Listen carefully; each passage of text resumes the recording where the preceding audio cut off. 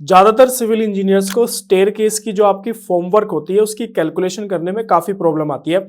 आज की वीडियो के अंदर मैं आपको एक ऐसी ट्रिक बताऊंगा जिसका यूज करके आप बड़े ही आसानी से जो है आपका स्टेयरकेस की फॉर्मवर्क की कैलकुलेशन कर सकते हो। तो हेलो एवरीवन, मेरा नाम है अमित कटारिया।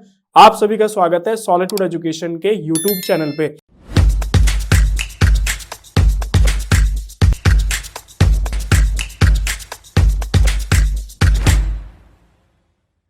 आज का जो हमारा टॉपिक रहने वाला है वो काफ़ी मोस्ट डिमांडिंग टॉपिक रहने वाला है। काफ़ी बच्चे लंबे टाइम से कमेंट्स कर रहे थे और मेरे पास भी पर्सनल कॉल्स आ रही थी कि सर फॉर्म वर्क जो आपका स्टेयरकेस का होता है उसकी कैलकुलेशन के बारे में जो है आप थोड़ा कुछ हमें बताइए, हमें काफ़ी प्रॉब्लम आ रही है।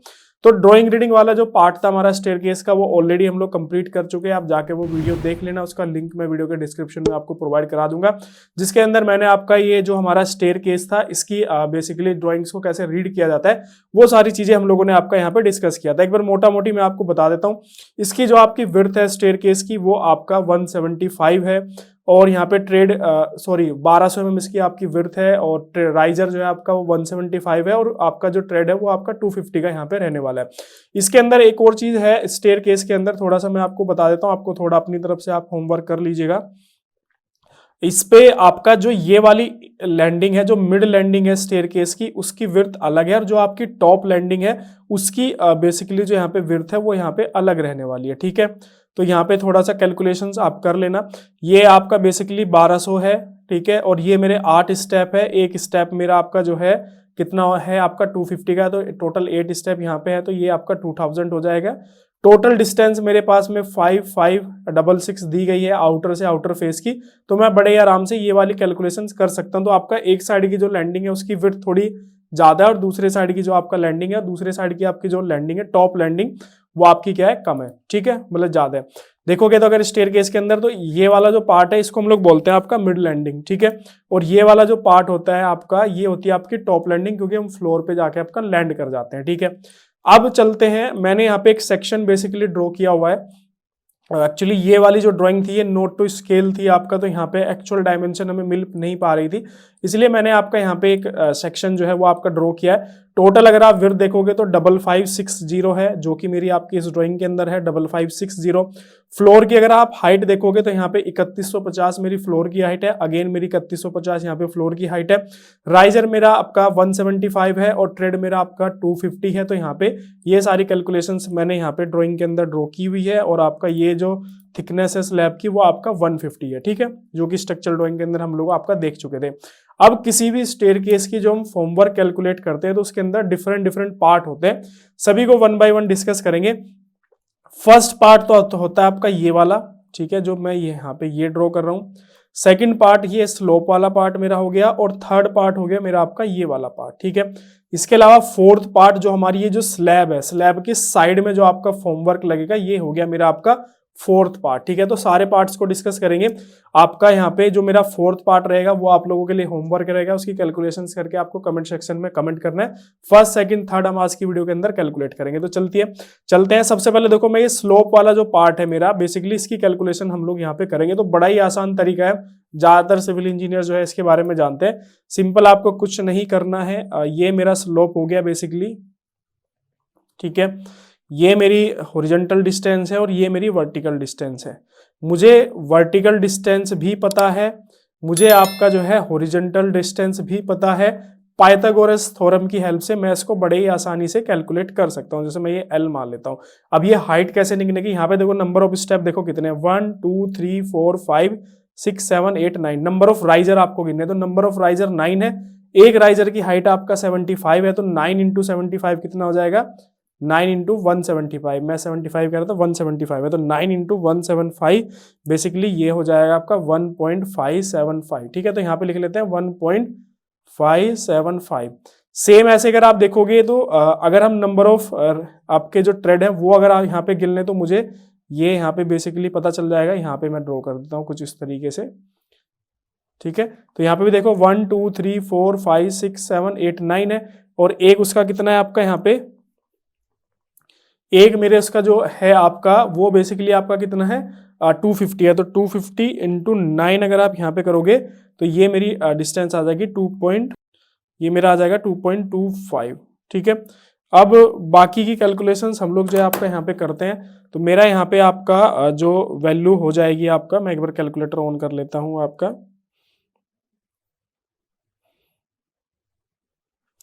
1.575 प्लस करेंगे आपका 2.25। तो यहाँ पे देखो मेरी वैल्यू आ रही है 2.746, ठीक है, या मोटा मोटी आप 2.75 भी आप बोल सकते हो। एक बार ऑटो कैड के अंदर क्रॉस चेक कर लेते हैं कि मेरा 2.75 आ रही है वैल्यू या नहीं आ रही है। मैं इसको यहाँ से हटा देता हूँ।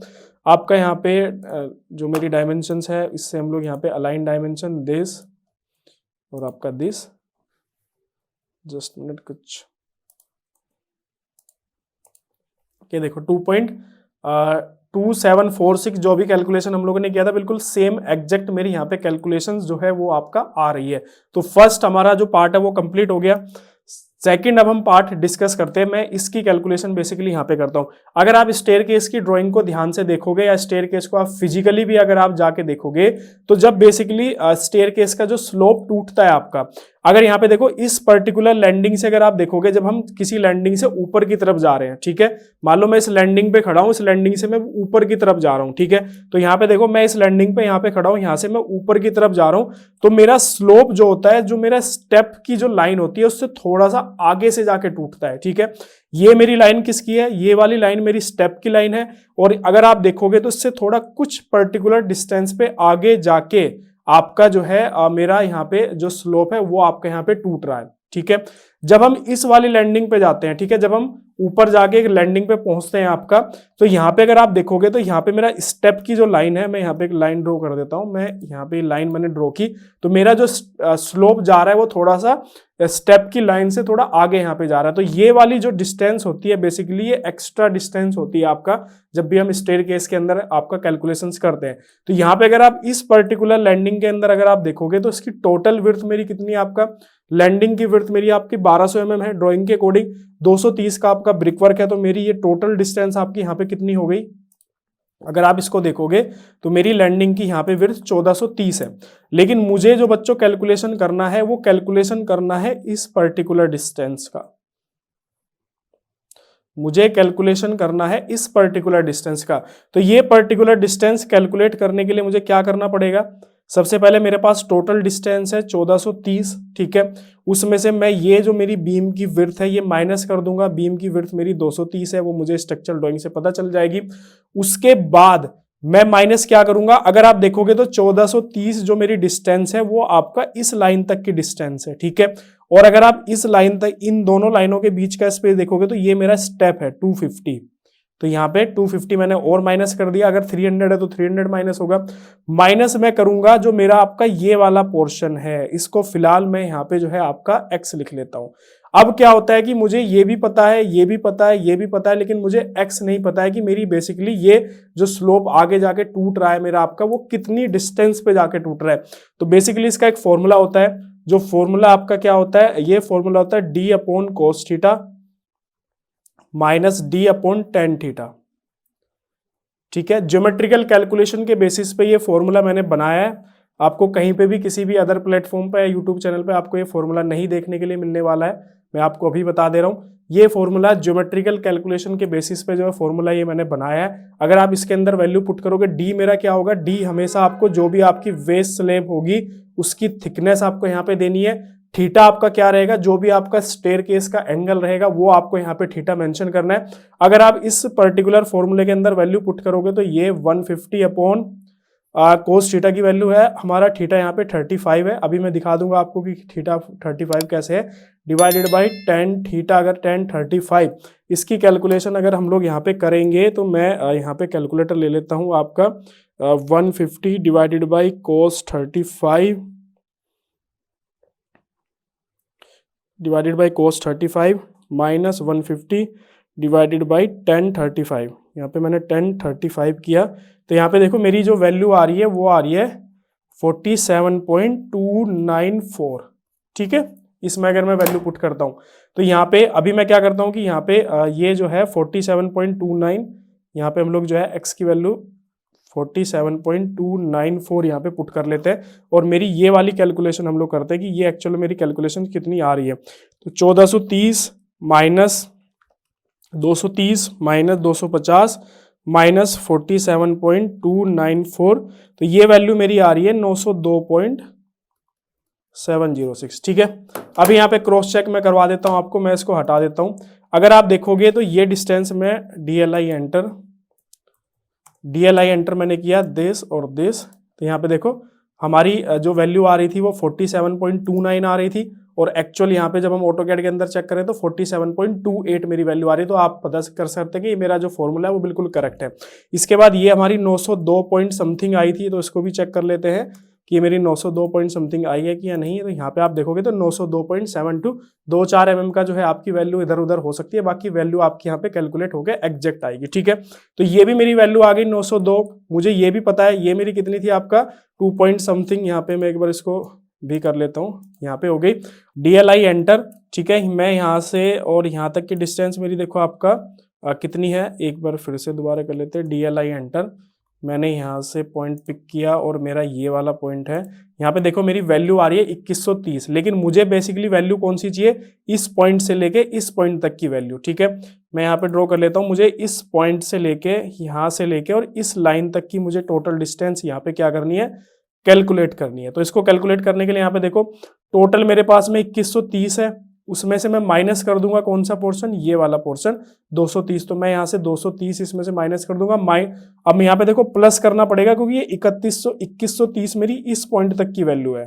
ठीक है, और ये वाला जो पोर्शन है मेरा एक्स्ट्रा हो रहा है, ये कितना पोर्शन एक्स्ट्रा होगा, जितना ऊपर हम लोगों ने माइनस किया था 47.28, जो हम लोगों ने आपका कोस थीटा वाले फॉर्मूला से आपकी जो वैल्यू हमारी यहाँ पे कैलकुलेट किया था।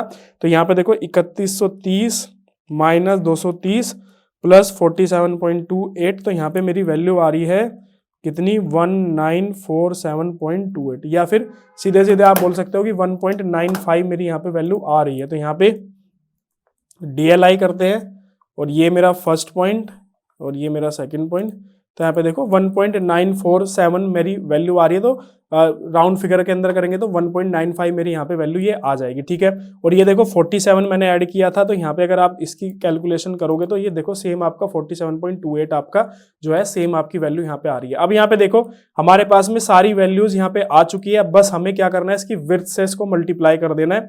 कैसे करेंगे हम लोग, आपका जैसे नीचे था मेरा आपका 1.94, इसको कर लेते हैं 1.95, और मेरी स्टेयरकेस की विड्थ कितनी थी 1.20। ठीक है, ऊपर इस वाले पोर्शन पे आते हैं मेरा कितना है 2.75 मल्टीप्लाई बाई 1.20, ऊपर आते हैं तो ये मेरा कितना है 0.90 मल्टीप्लाई बाई 1.20, और यहाँ पे जो भी मेरी वैल्यूज आएंगी वो हम यहाँ पे टोटल कैलकुलेट कर सकते हैं। एक फ्लाइट का मेरा निकल के आ जाएगा, मैं मल्टीप्लाई कर दूंगा तो मेरी दूसरी फ्लाइट का सेम यहाँ पे वैल्यूज आ जाएगी 1.95 मल्टीप्लाई बाई 1.2, तो यहाँ पे मेरी वैल्यू आ रही है 2.376।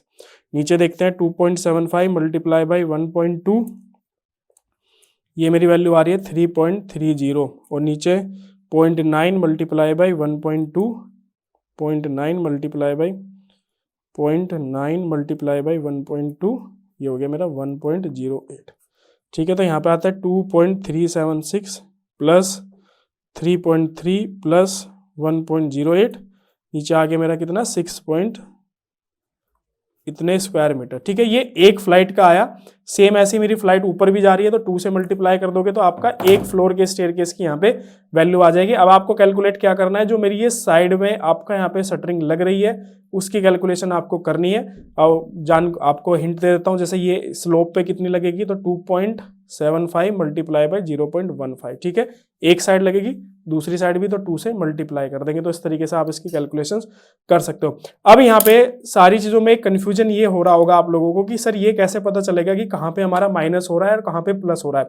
तो आपको ज्यादा दिमाग नहीं लगाना है, आपको सीधे सीधे बस क्या दिमाग में रखना है, जब आप ग्राउंड फ्लोर से स्टेयरकेस पे चढ़ना स्टार्ट कर दो, ये मेरा क्या है ग्राउंड फ्लोर है, मैंने यहाँ से स्टेयरकेस से चढ़ना स्टार्ट किया, तो जब फर्स्ट मेरा जो लैंडिंग आएगी मिड लैंडिंग, जब मैं जाके लैंडिंग पे रुकूंगा, ठीक है, तो वहां पे आपको माइनस करना है, उसको हम लोग बोलते हैं ओड लैंडिंग। जब मैं टर्न लेके जब ऊपर चढ़ना शुरू करूंगा, जब ऊपर चढ़ने के लिए फर्स्ट स्टेप पे पैर रखूंगा, उस पोर्शन को आपको मानना है इवन लैंडिंग, वहां पे आपको क्या करना है, प्लस करना है। जैसे यहाँ पे देखो एग्जांपल के तौर पे मैंने यहाँ से ग्राउंड से चढ़ना स्टार्ट किया, मैं ऊपर चढ़ के इस पोर्शन पे मैं आया, मैं यहाँ पे पहुंचा, ठीक है। जब मैंने इस पर्टिकुलर फ्लाइट के लास्ट स्टेप पे पैर रखा तो मैं कहां पे पहुंचा, मैं इस लैंडिंग के अंदर पहुंचा।